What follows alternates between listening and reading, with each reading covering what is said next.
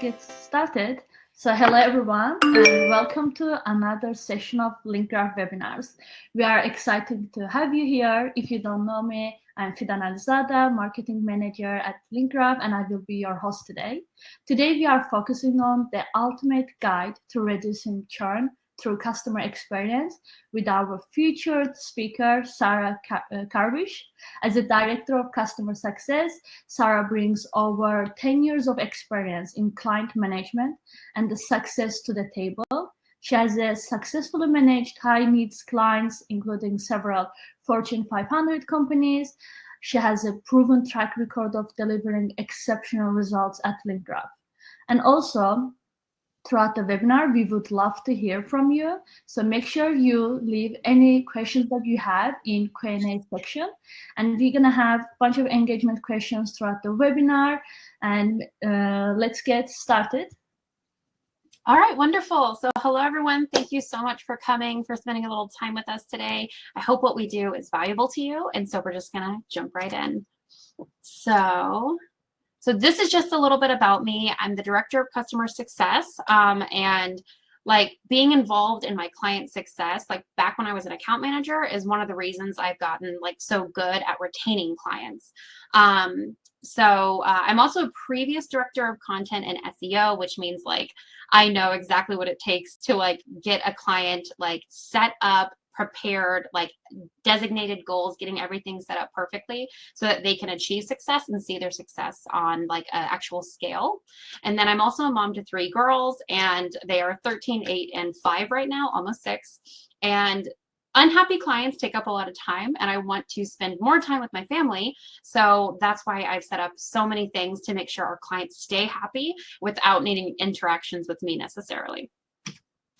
So how to retain clients, this webinar is going to go over like our 7 like main things, which is calculating churn correctly, having an excellent onboarding experience, the 3 C's, the 3 B's, quality assurance, like guidelines and stuff, especially for your customer success group, and a churn prevention checklist that you can like workshop for your own clients, and quarterly business reports, which are very important to feature the success of a client over a period of time. So in the chat, there should be a poll now, or a poll just to the left. See if you can see it and start answering it. What percentage of customers would recommend and provide a referral of a company to a friend where they had a great experience? Let's see. Okay, we have 1 for D. We have 1 for A. Perfect. We have a 63%. So it's 77%. All right, we're going to end the poll. No more answers? All right, perfect. So a survey from the Temkin group found that 77% of customers would do this. Do you understand that 77% of your client base, if they have a good experience with you, with great like customer success, customer experience, customer service, they're going to recommend you to their friend. And that's just free publicity, essentially. So by doing this, what you want to make sure you're doing is calculating your churn correctly. A lot of times when I come into businesses, I realize that they're not exactly calculating what they consider churn correctly. Churn originally is like a SaaS term where it's like counting subscriptions coming in and subscriptions going out. But for service-based companies, what that also means is that we can count repeat customers, we can count customer churn, which means like the amount of clients we have, and we can also count revenue churn. Now, when you're strictly working with brand clients, like revenue churn can be like pretty static, but LinkGraph especially works with like white label SEO agencies. So the amount of clients they bring in can be very variable. So these are the 3 things that we calculate to try and make sure that we're keeping track of all of the churn that we have, all of the clients we have, and the revenue that we process. So repeat customers is your total number of customers who have ordered before divided by the total number of your customers. So this means like, for example, this little example, it says that 500 of 1,000, so 50% of our clients are repeat customers. We want that number to be as high as possible, because the more repeat customers we have, that's less outgoing sales, that's less, you know, outsourcing, and that's more stuff just coming to us like with lower cost. Customer churn is the total number of customers at the end of a period, a set period of time, minus the new customers acquired, divided by the customers at the start of that same period, okay? So we want this number to be as high as possible as well, so that like we're retaining a large amount of our clients. We also don't include new clients acquired in that period because they weren't there at the beginning. And then for last one, revenue churn. This is primarily important because we have a lot of agency accounts. They can come in for like variable amounts at very different levels. And so understanding which, clients are coming in with extra orders, or which clients are coming in with bigger orders, or which clients are backing off can help us kind of communicate like, hey, we noticed you're not coming in as much as you used to be. Like, is there something we can do on your side to help you get more clients? Having that conversation is really, really important, and letting whoever is accepting your services understand that you're part of their team. That's one of the most important things. And then I also just want to reiterate, churn only happens if there is an expectation of recurring services. So in all of these numbers, we don't count ad hoc, one-off clients that just come in, they need a single blog. We don't count any of those in these churn numbers. Now, how important is client onboarding for your company? Please put your answers in the chat. For us, onboarding is incredibly important because it means that clients are coming in and they're properly set up. There's no chasing of answers or tracking down like salespeople. Fidon, what do you think? How do you think? How was client onboarding before? Well, of course, like once you entered our LinkGraph company, our onboarding process and also like customer retention went to the moon, increased and skyrocket. And I'm very curious about the others' answer. I really want to know how much attention you guys pay for your client onboarding at your company as well. Yeah. Do you guys have a process? Very important. Access info strategy to start on the right foot. Very good. Very important. And also kind of making sure we set up expectations, right? Because, at least for me, sometimes the clients that have the smallest budgets, they take up the most space in my inbox because like they have that tiny budget, and so we want to make sure it's being used correctly. So an excellent onboarding experience is very important for customer retention. In the beginning, we do forms and points of contact. We do meet your team, which is like an email thread where I'm introducing their AM, I'm introducing myself. I'm kind of letting the salesperson kind of recede into the shadows where they need to be. And then making sure we have a really excellent kickoff call where the client meets their account manager and they feel secure and good about this person taking over their account. We have amazing salespeople at LinkGraph, and they're very knowledgeable about SEO. So we want to make sure that when that pass off happens, the AM knows the strategy, they know how to implement it, and they can speak to the same truths that their salesperson saw. And then ongoing, monthly touch points, several monthly touch points is very important, staying top of mind for your services clients, and making sure like we're adding more than just here are your deliverables. Now we do have services and reporting as well. Every month we get on a call, we talk about like what we've delivered and how it's affected, and also making sure we have a span of time where it's like they understand that SEO is not like an immediate thing. And this can work for any industry where like you kind of have to do some work and then you see results down the line, but making sure they understand those expectations up front is incredibly important. And then relationship building, being friendly, smiling, sending them a message. Like if you mentioned you're going to a concert and they say, oh, I love that concert. That literally happened to me. I sent them a video from a Billy Joel concert I went to and they loved it. And so like just being very like personable and nice and building that relationship. So it's not just like, I'm your servicer, you're my client, and that's it. Making it a rapport is so important. And it's also important to the client retention. And it makes them less likely to be like, wow, I already have such a good relationship with this person. Like, I don't want to have to build that with someone else. Let's see if we can work on this, okay? What percentage of buyers will pay more for a better customer experience? That's it. Just for a better customer experience. Better people, better like relationship management, all of that stuff. Okay, let's see what we got. We got a couple for 58%. We have 86%, 93%. All right, so the winner right here was 86%. And you're right. Good job. So Customers are 86% more likely to pay premium for an excellent customer experience. So literally, you don't even have to have top of the line services, top of the line like SaaS. You don't have to be the best out there. You just have to be the best and most responsive to your clients. People are more likely to pay premium for that customer experience. Remember that. Make sure your people are trained to be that premium customer experience. So the 3 C's, and this is really important because this took a long time for me to kind of understand. So we have customer support, we have customer experience, we have customer service. Customer support is reactive. It answers the need. How do I, where do I, can you help me find? And they expect speed and efficiency. They want their questions answered immediately. Customer service is reactive. It's answering a complaint. I don't like, why did you? We're not seeing results, and they expect speed and efficiency. Now, customer experience, on the other hand, is proactive. It's us taking a step ahead. It's us doing things for the customer that they didn't necessarily request from us.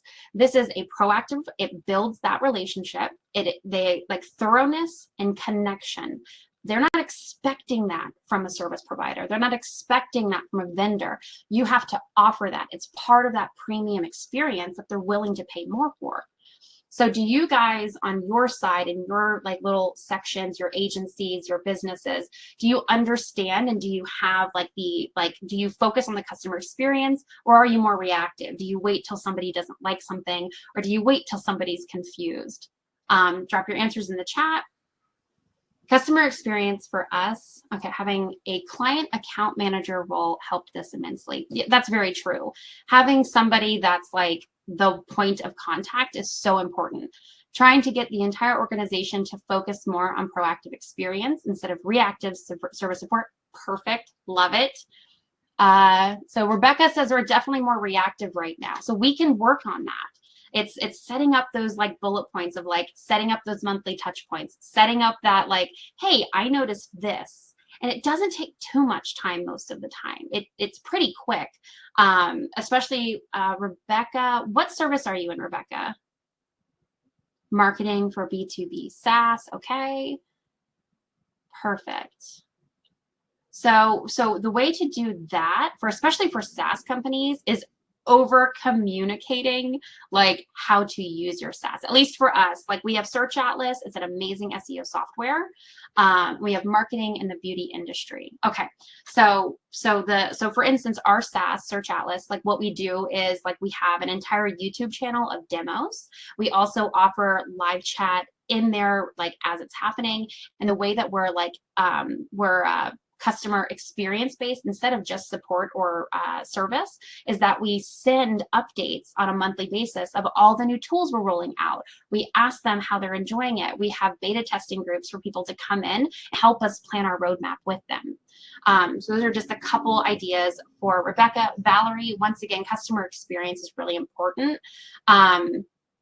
Being in marketing, it's a little hard to kind of like take control of that, but you could probably request like feedback, or you can request like, how are you liking the product? Like, we're excited you're here. Sending thank you emails are so overlooked. It's just if someone buys a product, have an automated like, thank you for purchasing, like give them like a 5% off coupon. Like I can't tell you how many times I've purchased something and like they immediately send me a 10% off coupon. I'm like, okay, don't mind if I do. I already liked your product. I'll buy a little more. But yeah, so we're going to move on to the next one. All right, so 95% of consumers say that customer service is important in building brand loyalty. So what other ways do we build brand loyalty? And it can be through customer service, it can be through your account managers, but there's a ton of ways that we can build brand loyalty. But on how do we keep like people subscribed to like our newsletter? Like what do we offer them to make sure like they trust our brand and they're not just clicking that unsubscribe button?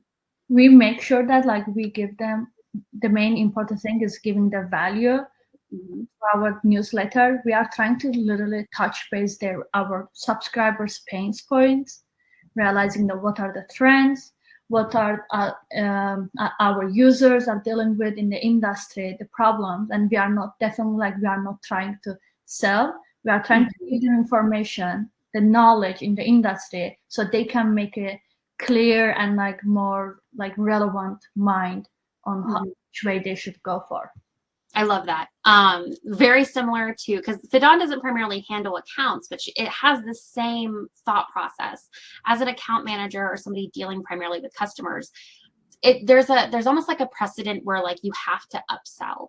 And on any account management team that I've ever been head of, I have stopped that, because it should not be the role of the account manager to upsell. They can upsell if it makes sense to the client, right? So these are the 3 B's. You partner with your clients. You don't serve them, right? We partner. We be delightful. We be indispensable, and we be part of their team. So let's see. So Rianne says delivering the product or service marketed, sold, and doing this consistently. Perfect. So where we're from, at LinkGraph, I tell like all of my team, I'm like, do not upsell your client unless you have research to back it, unless it makes sense, unless you've brought the product problem to them and they have not fixed it. Like, that's one of the biggest things. It's like, hey, I noticed we dropped in rankings on this page. Did you guys make any edits to the page? Then that engages them. It has them contact their dev team, contact their marketing team, looking into the back end, seeing what's happening. If they can fix it, perfect. You identified a problem that they were able to fix. That's being indispensable. Now, if they can't fix it, you can fix it. That is being part of their team. And the fact that you took the initiative and reached out to them, that is being delightful. Doesn't mean that you have to make money every single time, but it means that you are being part of their team and you're making yourself like not a bill that they have to pay, essentially. So what percentage of consumers have switched to a competitor after a poor customer service experience? Let's see what we got here. Oh, wow. There we go. We got most is in the 79 right now. Oh, we're tied. Okay, so we got 40% in the 89. Okay, so let's see which one it was.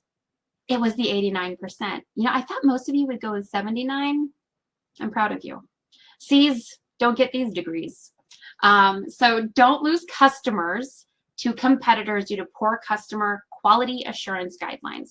Poor customer experience 9 times out of 10 comes from a properly and improperly like prepared customer service representative or customer support representative or customer like account manager. They don't know how to respond to things. And so when they don't know how to respond to things, they get flustered, or they don't know what to say, or they're like, I'll respond to it later. This has heightened my cortisol levels. So how do we do that? Having quality assurance guidelines for your customers. So response time. Now at LinkGraph, we have set kind of a precedent to responding to most clients within 24 hours.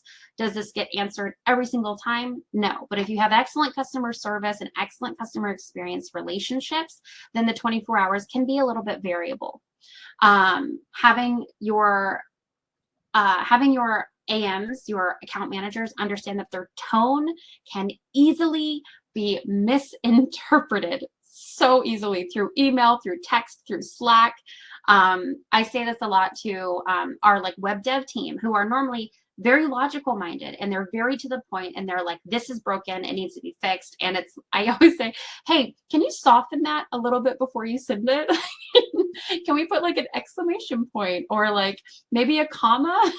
Just because, exactly, like, can we just like edit it just a little bit so it sounds softer? Like, I know you're not angry, but you sound a little angry.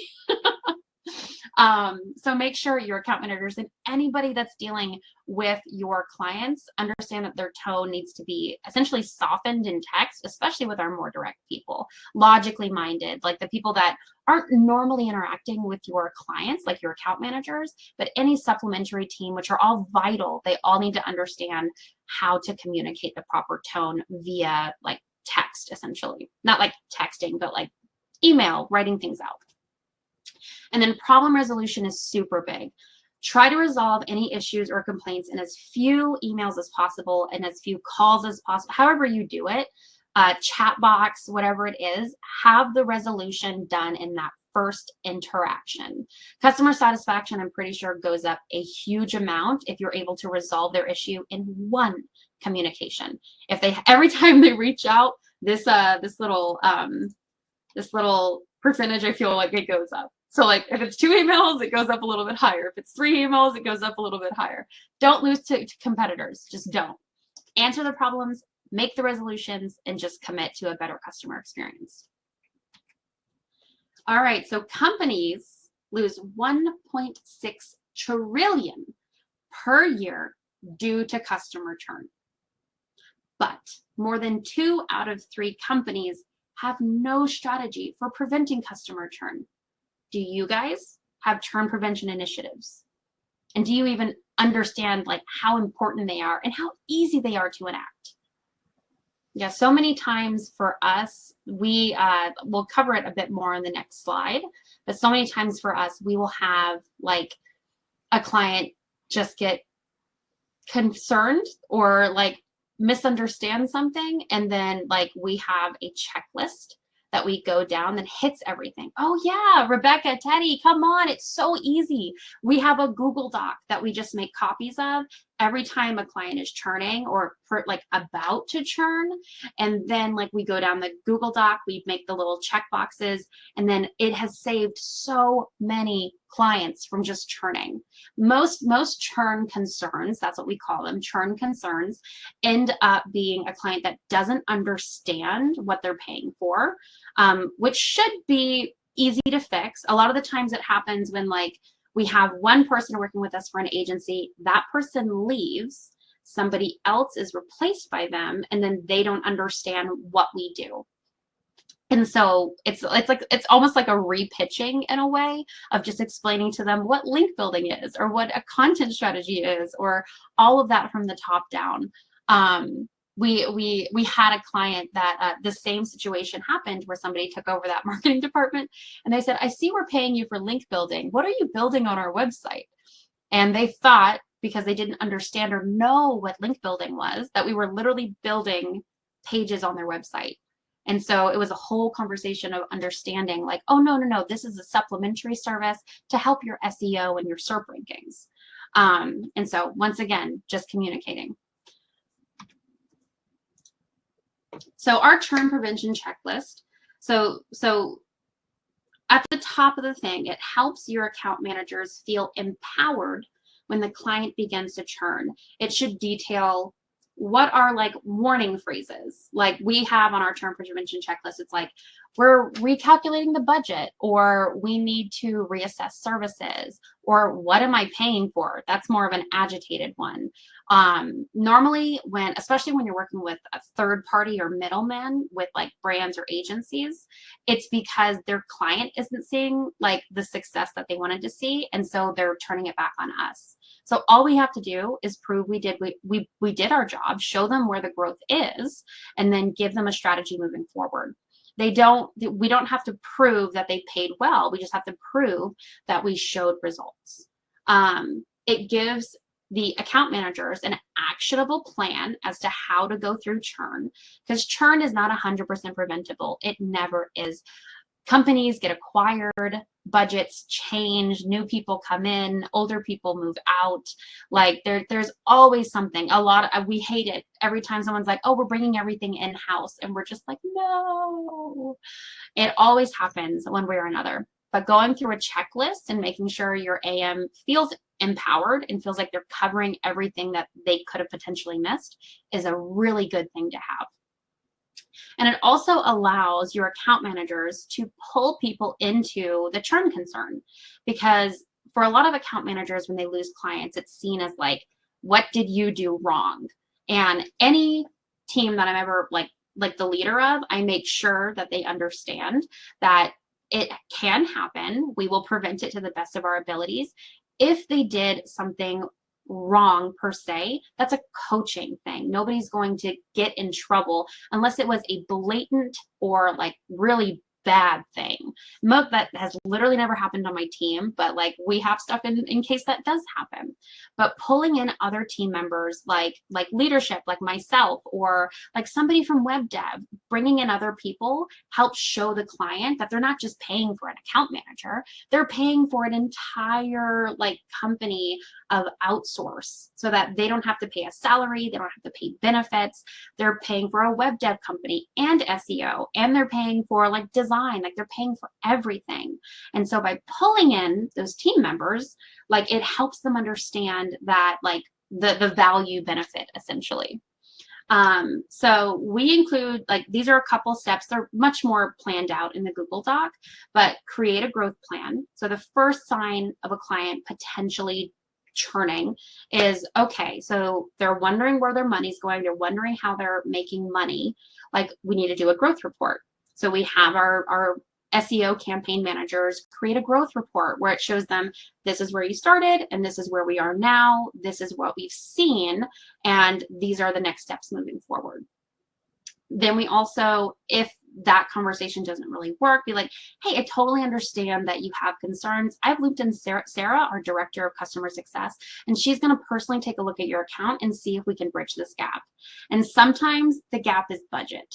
And that is just true. Marketing, Fidan, like, you tell me, marketing is always the first one to get slashed. Like, would you say that's true? It's kind of true. It really is.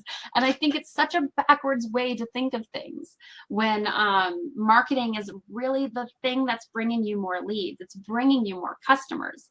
So we offer to bridge the gap. Hey, we don't want to sacrifice all of the success we've already seen. So let's figure out a budget. Let's adjust it. We can make it smaller. We can offer more value. Let's make sure that we don't hurt what we've already grown and completed, essentially. So our churn prevention checklist has 9 steps. Yours can have more than that. It can have less. 9 steps is a little bit of like a, technically there's like 9 numbered steps, but then there's like A, B on a lot of those sections too. But it has helped retain so many clients.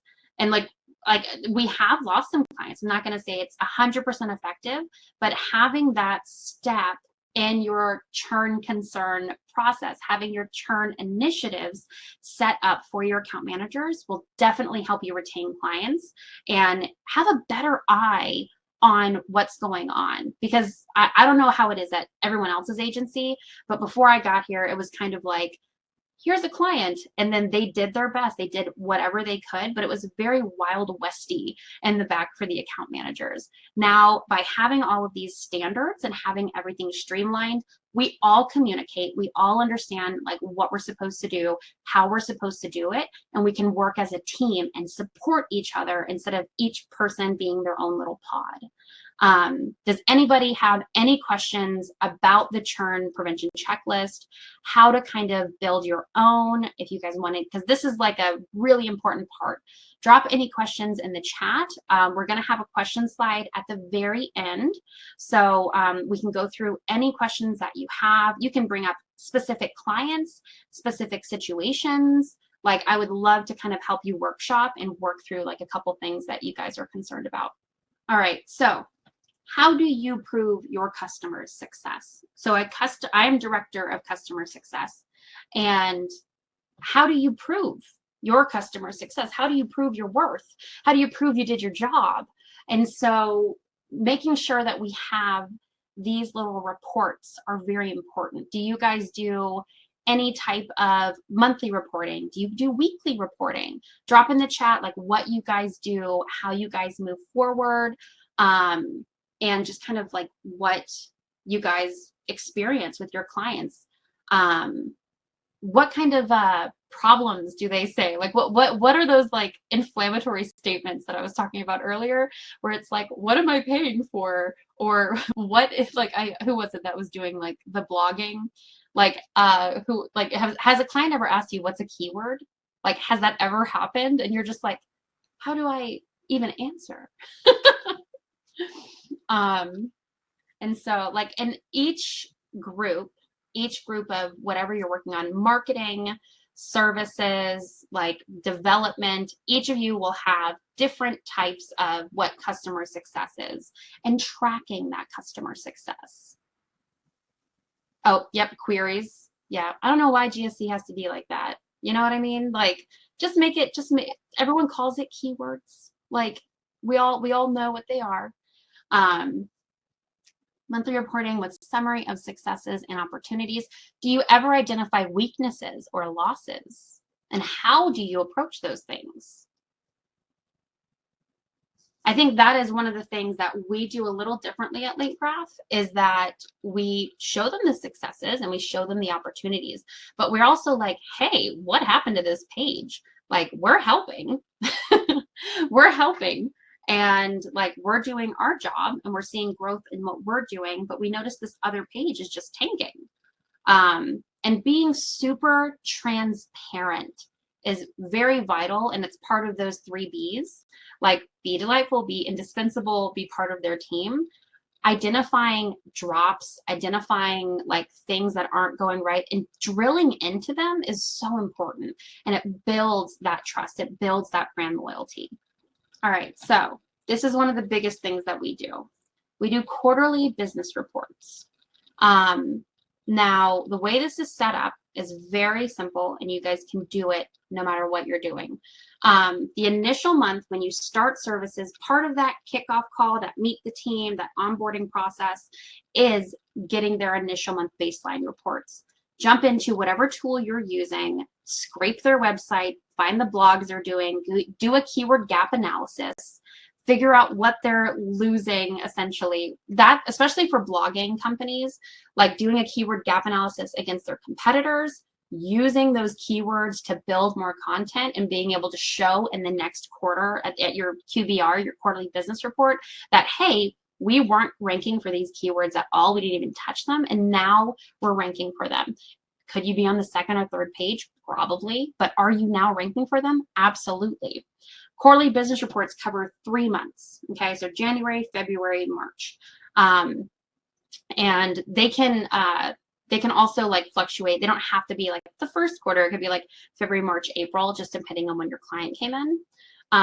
But you get your baseline metrics, their organic traffic, like what are they spending on paid if you do PPC, getting their current keyword rankings, everything, and just put that in a folder and just put it away. Just don't even look at it. Don't even worry about it. Get original screenshots. This is especially important for if you're doing any type of web design, if you're doing any type of web development, getting like if you're working on their page speed, their core web vitals, screenshot what they started with. No, I didn't share what a churn prevention checklist would look like, but in the follow-up email, I can add one. I can add like a little template that's kind of like based off of like what mine looks like. That's a really great idea. Fidon, can you write that so I don't forget? I already wrote it down. We're gonna all right, so real quick, Rebecca says, we have found that we have to explain a lot what they're seeing because they don't understand the data. Yes, that is very cumbersome sometimes. I completely agree with that, especially if you're working with a client that has high churn, like I previously said, with like marketing, and like they have a new marketing guy come in and you literally have to repitch yourself every single time they have somebody new come in. That's also when you have a big marketing turnover, that's almost like a red flag to me, because it means that the company isn't maintaining the people that are making the best decisions for the company. So just keep that top of mind too. That sort of thing is something you want to keep an eye on, and you may even want to create like a little like template for like, what do we do every time a new marketing person comes in?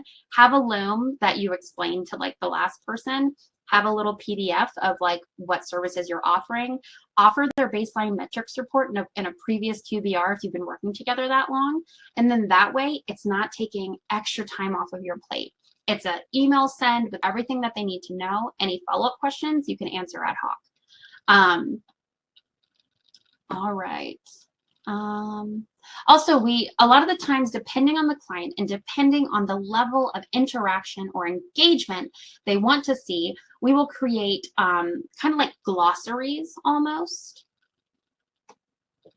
Okay, so we will create like glossaries that kind of explain what these different KPIs mean.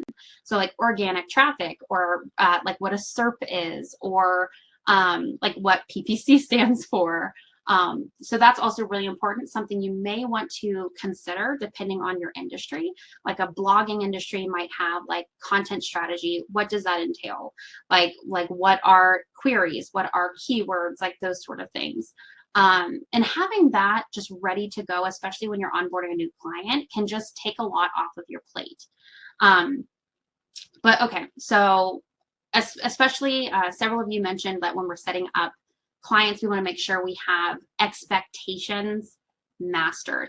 Set your KPIs you want to achieve. Set your goals. Make them achievable. Like SMART goals, if you've ever heard that acronym.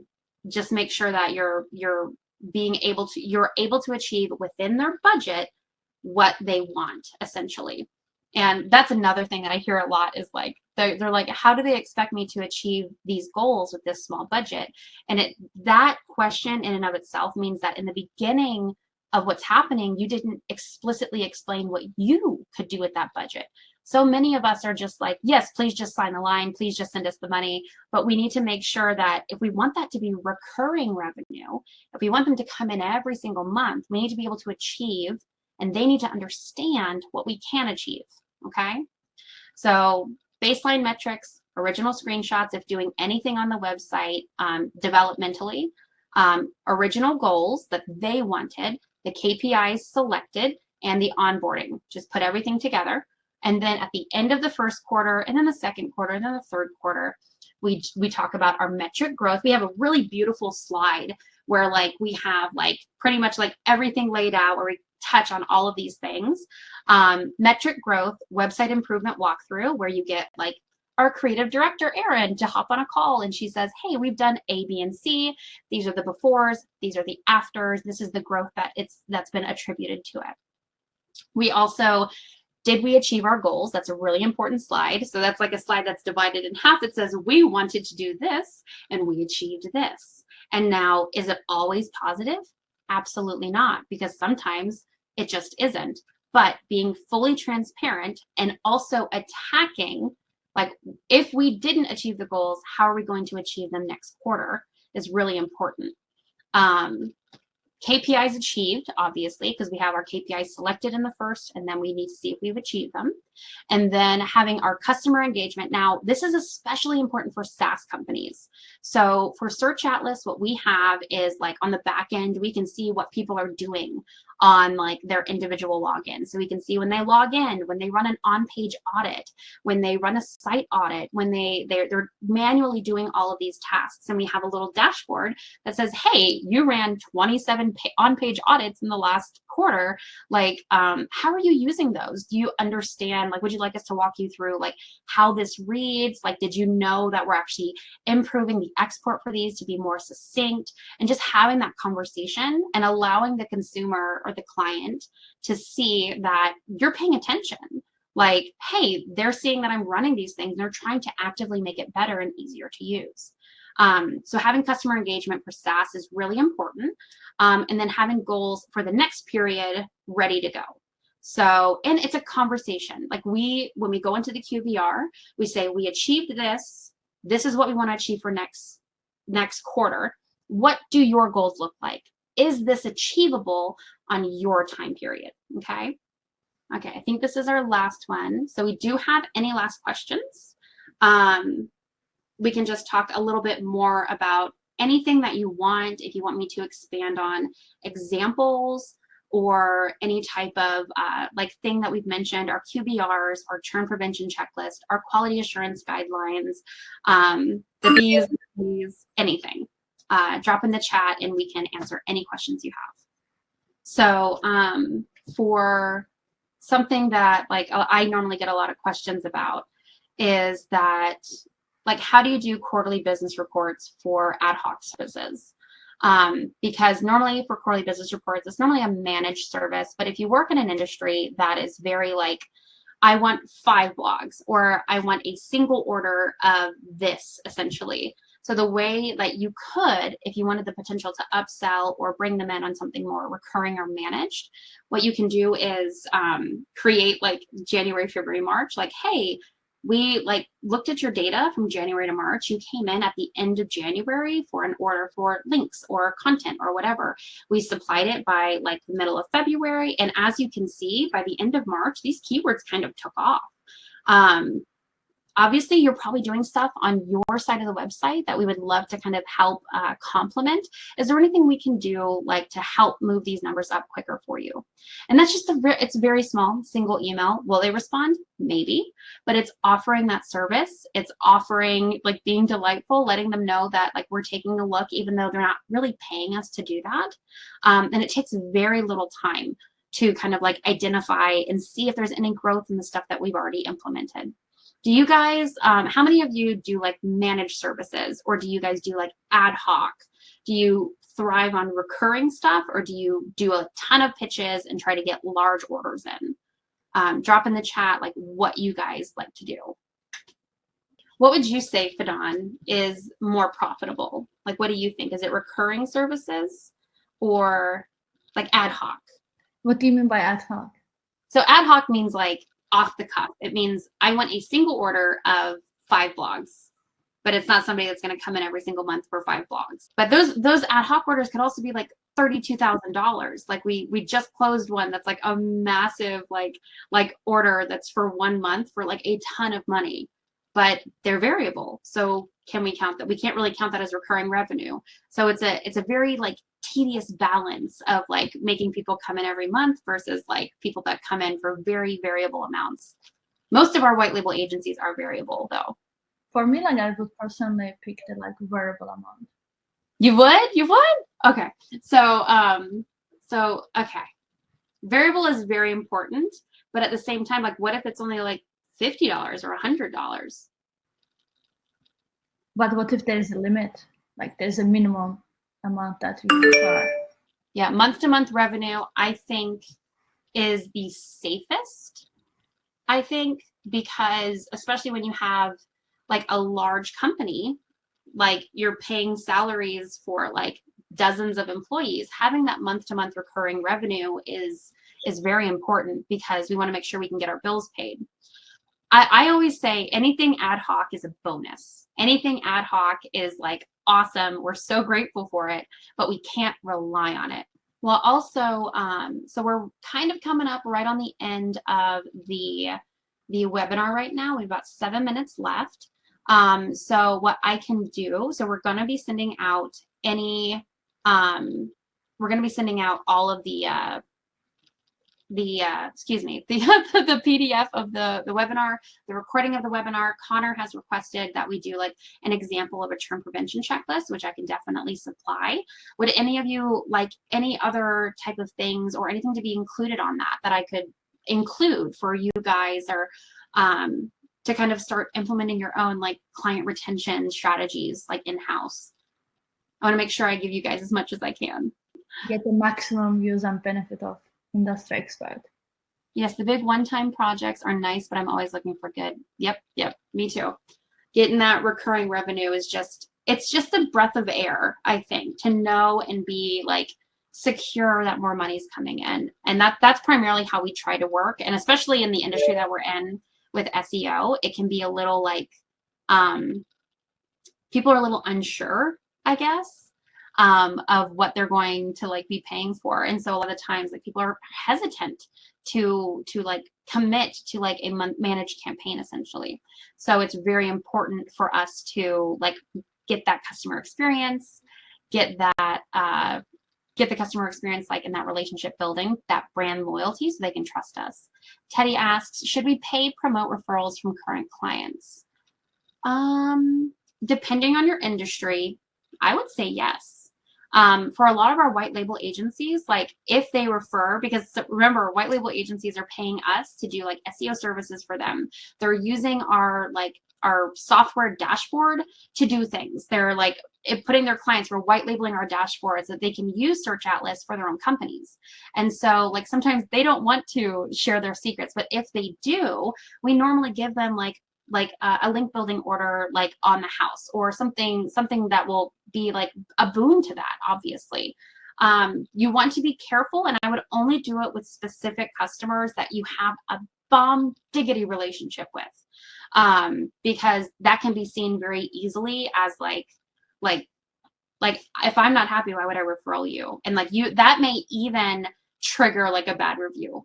Like somebody to be like, I cannot believe they asked me to refer them people. I'm going to go on Google and I'm going to review them. And so just be careful and only ask for referrals from clients that are like in love with your services. All right. Well, since there is no any more questions, I think we can wrap up slowly.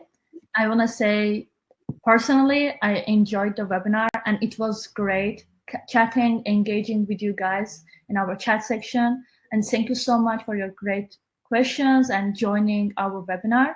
You should know that we host webinars almost twice a month, and we will have upcoming webinars with Sarah and other experts at LinkGraph as well. Whatever you need help with SEO services, white label services, content marketing, our teams of experts is always here to help. If you have any further questions or would you like to learn more about our services, please don't hesitate to reach out to us. You're going to have our informations with the email, with the Google template that Sarah mentioned as well. And also we would be happy to schedule free consultation or discuss how can we help you achieve your goal as well.